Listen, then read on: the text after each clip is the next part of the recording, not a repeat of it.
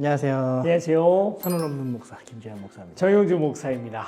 목사님은 그래도 교회를 초신자일 때가 있었잖아요. 그렇죠. 제가 23살 때부터 교회를 다녔으니까 그렇죠. 저는 모태신앙이어서 사실은 교회 처음 나온 사람의 마음을 이해를 잘 못해요. 모태신앙이 못하는 게 많더라고요. 맞아요. 목사님 교회 처음 나올 때 어땠어요? 막 갑자기 교회가 나가고 싶었어요? 교회 가니까 좋고 신기한 게 많이 있긴 있더라고요. 일단은 젊은 사람들끼리 모여서 진지하게 뭔가 착한 말투로 욕을 안 섞어도 대화가 된다는 거, 이런 거 되게 신기했고요. 뭐 연예인 이야기, 스포츠 이야기, 아니면 뭐 누구 뒷담화 이야기가 아닌 내 삶을 진지하게 바라보는 태도, 이런 것들 되게 좋았어요. 그래서 목사님은 교회 첫 발을 들이자마자 그 다음부터 그냥 바로 적응하셨어요? 그럴 리가 없잖아요. 저희 집안 같은 경우에는 뭐 독실한 불교 집안이었고, 또 저야 뭐 그냥 진화론자이고 또 무신론자이었던 삶에서 신앙으로 들어오니까 정말 여러 면에서 너무너무 적응이 안 됐어요. 초신자, 특히 교회를 아예 안 다니시다가 교회 공동체를 딱 들어오시면 사실 굉장히 큰 장벽들이 있거든요. 네, 맞습니다. 적응하기 어려운 장벽들이 있어요. 네.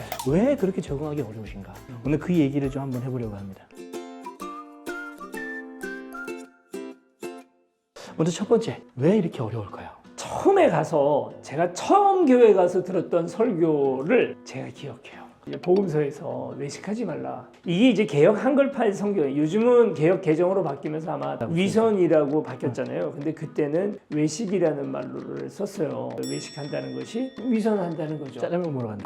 제가 자취생이고 대학을 다니고 있는데 외식을 안 하면 집에서 해 먹어야 되는 거 아니에요? 도저히 이해가 안 가더라고요.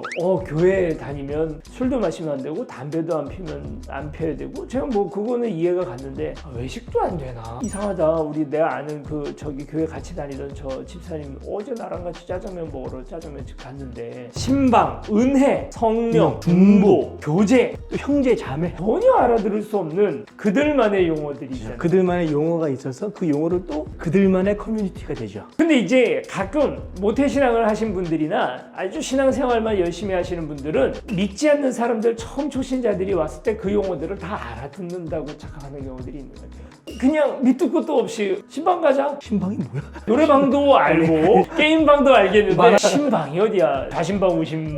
그런 기독교 안에서만 통용되는 용어들이 있는데 그 용어들이 사실은 초신자들이 접근하기에 굉장히 좀 큰 장벽을 만들게 합니다. 네, 그래서 그런 용어들을 교회들이 조금 설명을 해주든가 아니면은 이거를 그냥 일상적인 대화의 형식으로 좀 풀어내는 그런 과정이 좀 필요하지 않을까. 그나마도요, 힘든 건 다음 문제입니다. 교회 안에 이미 형성된 멤버십이 있어요. 그 멤버십을 뚫고 들어가는 게 굉장히 어려운 거예요. 이를테면 이런 거예요. 처음 이제 교회를 갔는데 그 교회에 누군가 결혼식을 해요. 청첩장을 나눠주는데 나눠주는 사람 입장에서도 이미 오랫동안 신앙생활을 했던 분들에게는 당연히 나눠주죠. 그런데 이제 교회 와서 막 등록한 사람이에요. 우리는 한 가족이라고 말을 했어. 줘야 돼요? 말아야 돼요? 주면 와서 또 부주하라는 부담이 되잖아요. 그치. 또 안 주면 나를 또 이 공동체에 받아주지 않는 건가? 뭐 이런 생각이 들기도 하고요. 이미 우리는 교회 안에서 필요 이상의 관계들이 됐어요. 그래서 정말 교회 내에 아름답고 좋은 교제를 이루고 있는 것처럼 생각을 하지만 사실 그것이 하나의 장벽이 되어서 도리어 처음 온 성도들에게 어려워질 수도 있어요. 예전에 영상에서 했던 얘기였던 것 같은데 친밀함이 사랑은 아니에요. 더 가까운 사람들끼리도 많이 사랑하지 않는 경우들이 그렇죠. 배려가 없이 사랑할 수 없는 거잖아요. 기본적으로 배려를 깔고 그리고 그 위에 조금씩 친밀함을 조금씩 더해가는 게 사랑의 방법이 되지 않을까라는 생각도 듭니다. 마지막으로 초신자가 교회에 적응하기 힘든 이유. 아무래도 초신자가 교회에 가게 되면 가장 처음에 맞닥뜨리는 건 예배잖아요. 특별히 그 예배 가운데서도 목사님의 설교. 알아들을 수 없는, 그죠?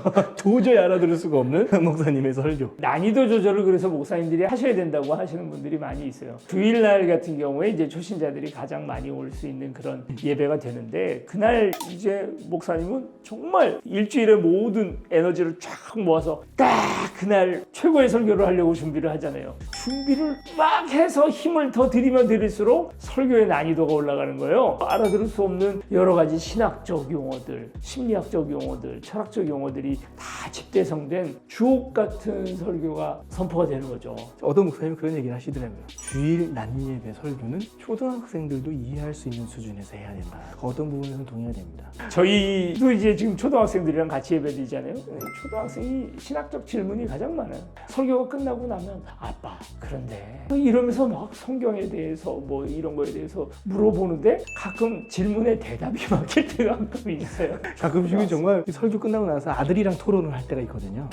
얘가 이런 얘기도 가능하네? 이런 생각이 들 때가 있어요. 너무 그 수준을 무시하면 또 안 돼요. 처음 오신 분들의 용어 또 처음 오신 분들에 대한 여러 가지 배려들이 잘 들어가 있는 그런 설교. 야, 근데 이게 주일날 설교 준비하는 거 진짜 힘든데 이런 부담을 또 하나 드리게 되는 거예요. 사실 이게 어려워요. 또 설교 준비하는 사람으로서 정말 사람들한테 쉽게 설명하고 싶고 쉽게 다가가서 말하고 싶은데 사실 이게 어렵습니다. 쉬운 일은 아니에요. 일단은 그 교회에 찾아온 사람들의 모든 니드들을 다 맞춰줘야 되잖아요. 초신자가 있을지 없을지도 모르는 그날. 그들 중에는 은혜 받기를 원하고 또 마음의 위로를 받기를 원하는 사람들도 있는데 그들에게 위로와 그런 걸 주려고 하면 난이도를 또 이렇게 너무 그냥 낮추기만 하면 안 돼요. 이미 신앙하는 사람들이 가지고 있는 상식이나 이런 것들을 전제하고 얼른 본론으로 들어가야 설교 또 짧아지잖아요. 제가 요즘에 받는 여러 부담 중에 하나가 짧은 설교입니다.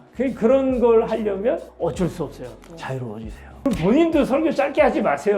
그리고 이제 또 헌금이라는 것도 헌금 시간에 헌금 바구니가 돈단 말이에요. 그렇죠. 우리 교회는 헌금바구니 안 네. 돌지만 헌금 바구니가 돌면 이제 눈치를 보게 되는 거죠. 이걸 그렇죠. 얼마를 넣어야 되나? 이거 어떻게 해야 되지? 이것도 상당히 부담이고요. 안 넣어도 된다는 걸 이분이 몰라요. 그분 말고도 웬만한 신앙인들도 헌금 바구니가 돌면 어쩔 수 없이 넣는 교회 사실 성도님들이 새로 들어오셨을 때 새로운 사람이 교회에 처음 들어왔을 때 적응하는 게 쉬운 일은 아닙니다.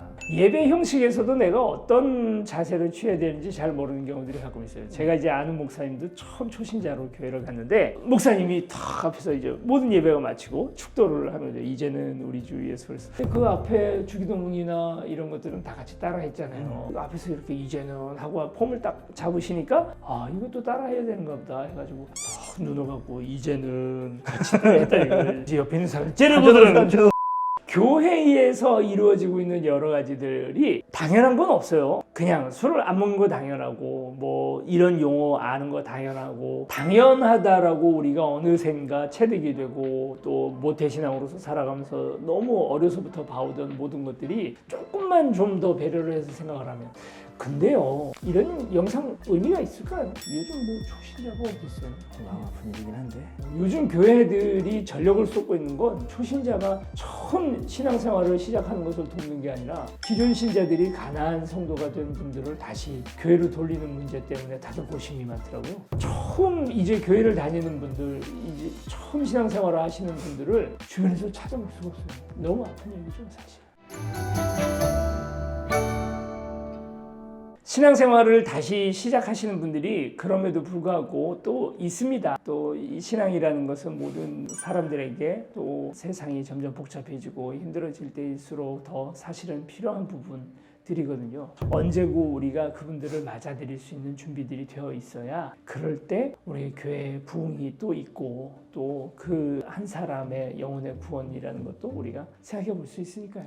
교회의 역사가 폭발적으로 이렇게 증가하고 부흥할 때는 항상 그 벽을 깨고 허물었을 때 그리고 문을 열고 나갔을 때 우리는 자꾸 벽을 세우는 데다가 애를 쓰잖아요. 또 우리끼리라고 하는 것들 할 때마다 교회는 점점 힘들어지고 타락의 길로 가요. 우리가 지금 그러고 있는 게 아닐까. 그런 반성들이 좀 되면 좋겠다 싶어요. 오늘 여기까지 하겠습니다. 네, 안녕.